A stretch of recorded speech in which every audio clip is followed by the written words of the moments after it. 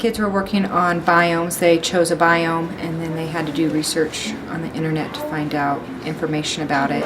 And then we had a culminating activity at the end where all the kids came together and they did a game show on answering different questions about their biome.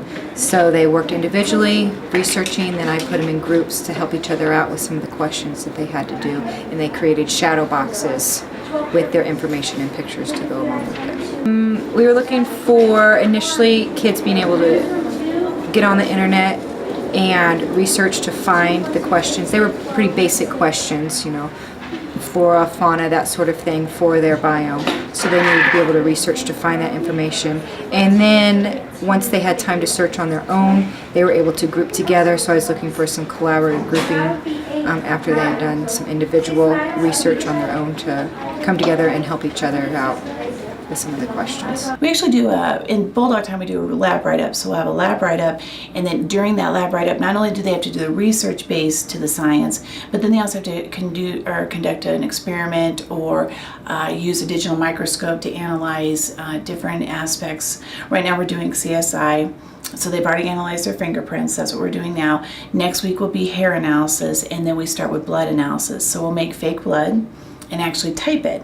And so we will actually use a digital microscope that they actually use in the field so that you don't have to destroy a sample. You can actually take a picture with a computer and take it with you so that you have that analysis there, but you're not destroying a sample for later investigation.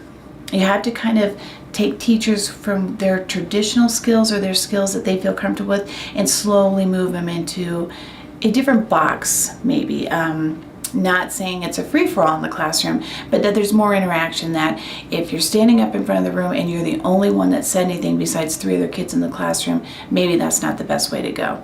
And so taking teachers and saying, I want you to this week clock yourself. How much are you actually talking in your classroom? Just want you to, self-analyze yourself. And then also making sure that our curriculum can conducively bring kids into a learning environment. So we're not just building a curriculum map and doing a pacing guide that's so direct instruction that teachers feel that's all they can do.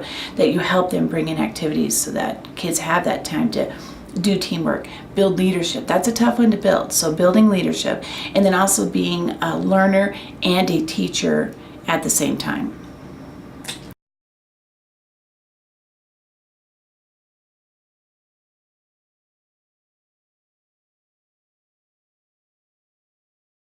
This is kind of the culminating / assessment project for the physics unit that we've been doing.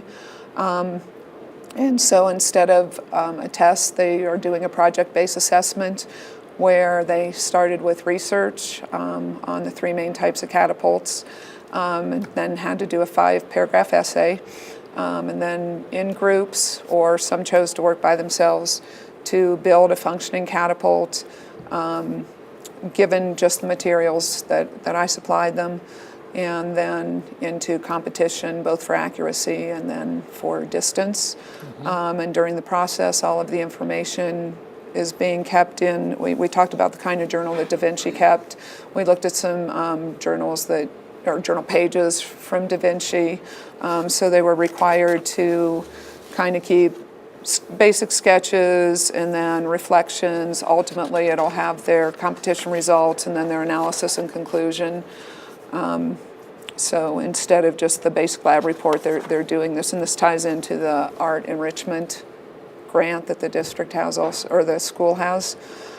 So we don't have any analysis and conclusion yet. They're in the competition process. Some have been very successful, some not so much. It's been a really good process.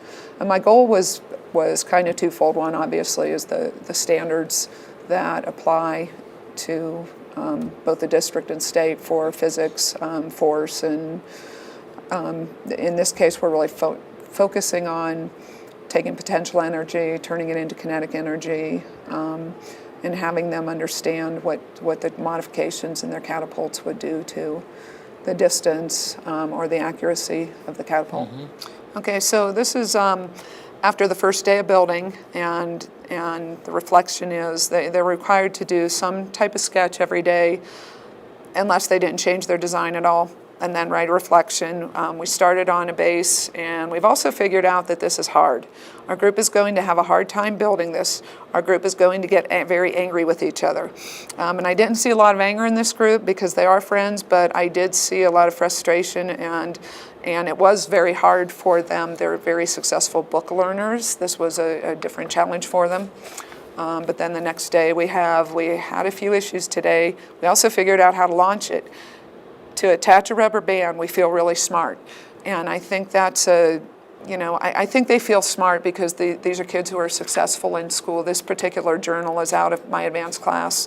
But I think it's a different kind of smart when you have an application problem and you make it work, more than being a successful book learner, which is a whole different skill. And then, it goes on the next day. We need to make a few adjustments to it, like a smaller rubber band. Then it should make the gummy bear go farther. And this group in particular had a lot of readjustments beyond a smaller rubber band before they got it to work. So, yeah, I think, it's real world learning, and I think, they need to be problem solvers. The book learning is not necessarily what's making them successful once they're out of school. I would start small, and I think, when you have something that really hooks them, a lot of those behavior issues go away. There are a couple classes that I have that I was concerned. I've shut down hands-on with some groups, and honestly, the group you just filmed is a class where I've shut down hands-on activities with them because of lack of self-control. This one, especially around the second, third day of building, everyone was on task because so much still needed to be done, and they were all really into it.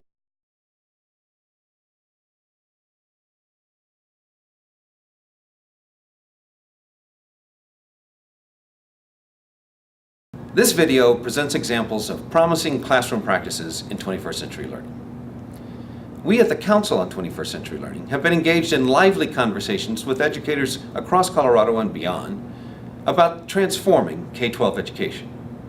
This video extends that conversation, moving from abstract ideas to concrete examples. It's easy to talk about the need for change, but far more difficult to actually create the change from schooling to learning. We see that change occurring, and we can learn from those who are leading the way. These examples come from the Colorado school districts of Aurora, Colorado Springs, and Denver. We refer to the practices as promising because they demonstrate progress toward 21st century learning. Like the practitioners themselves, we think they could be better still. We hope that you will find them useful as you consider your own efforts.